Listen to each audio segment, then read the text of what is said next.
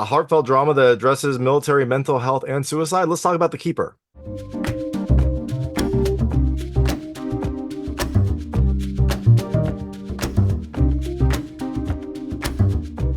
Hey everyone, this is David Stark from Watcher Pass, and I'm here to talk to you about The Keeper, which is coming to theaters on May 24th, 2024.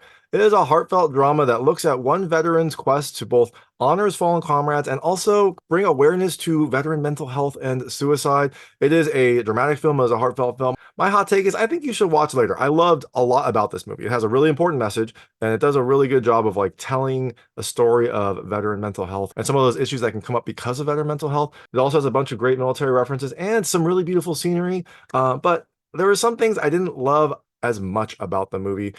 Just little minor things here and there. So overall, I definitely think you should check it out eventually. Maybe wait for it to come to streaming or digital. So all that being said, I'm going to tell you a little about the film. A few things I liked, a few things I didn't like. I'm not going to go into spoilers in this one. It's a true story. It is a real life person. It is a book, and then now it's a movie. So don't worry, this will be a spoiler-free review.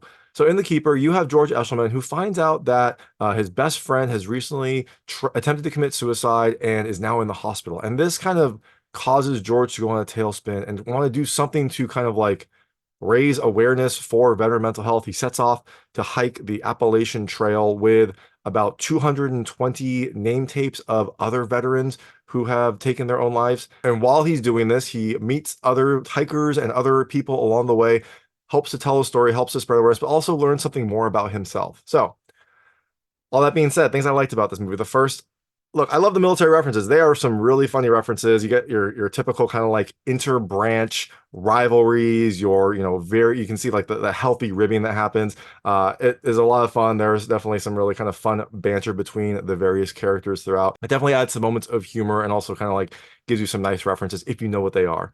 The second thing I love, look, I love the message. This is a very important message. It is definitely something that is becoming, I think, more common to talk about, and also, more awareness has been brought to veteran mental health and kind of the fact that it is a pretty normal thing and it is something that a lot of veterans experience.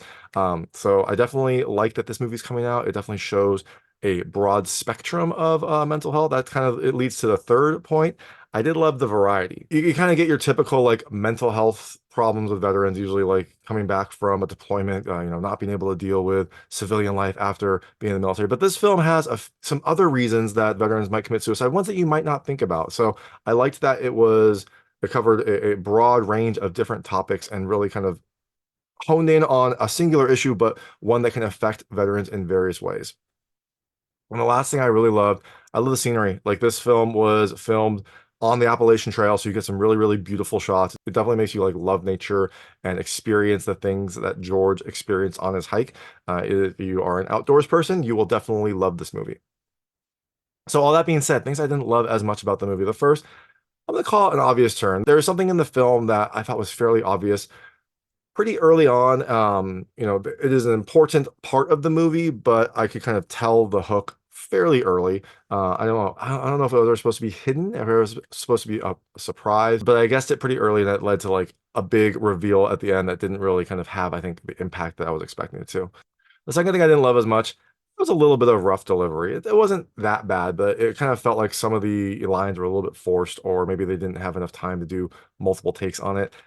I can understand it. I think this is a very, very small budget movie, but it does lead to some like rough dialogue. But in a movie that does kind of rely a lot on dialogue and interactions with other people. And the last thing I didn't love as much, there was like a strange, I don't know, spooky scene in the movie. And I guess that was a real thing that happened to George, but it kind of came out of nowhere. It didn't feel like it was necessary. It didn't feel like it contributed a ton to the story. I guess maybe George wanted to tell that specific part because it was memorable, but to me, it just kind of felt like a random aside that didn't contribute much to the story, didn't contribute much to the overall journey. So again, minor things, not bad. Overall, I think this is definitely a movie you should check out eventually. Just wait for it to maybe come to streaming or on demand. It is a movie that deals with a very important topic, a topic that is pretty endemic. As you know, if you watch the movie, you'll know that the 223, I think, name tapes that George Eshleman was carrying represents about 2 weeks of veteran suicides. And it's pretty crazy that that is the number of veteran suicides that happen every day. And so definitely a movie that addresses a very important topic and hopefully will get some more discussion out there and hopefully provide some resources for people who are dealing with these issues to take advantage of. So that is The Keeper. It's coming to theaters on May 24th, 2024. And thanks so much for watching. If you like this review, please like and subscribe to this channel. It helps me out a lot. Make sure all my new content goes straight to you. Thank you.